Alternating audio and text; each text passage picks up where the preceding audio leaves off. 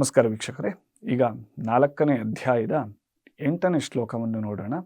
ಶ್ಲೋಕ ಹೀಗಿದೆ: ಪರಿತ್ರಾಣಾಯ ಸಾಧೂನಾಂ ವಿನಾಶಾಯ ಚ ದುಷ್ಕೃತಾಂ ಧರ್ಮ ಸಂಸ್ಥಾಪನಾರ್ಥಾಯ ಸಂಭವಾಮಿ ಯುಗೇ ಯುಗೇ.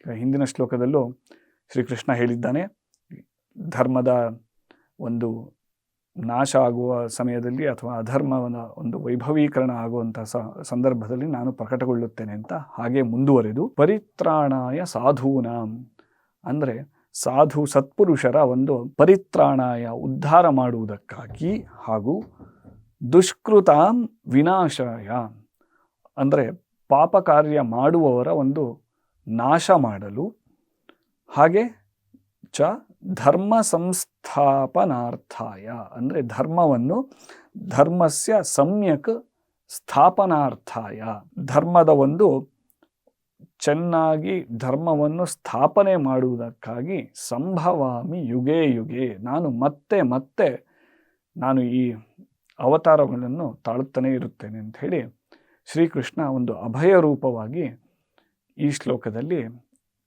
ತಿಳಿಸಿದ್ದಾನೆ.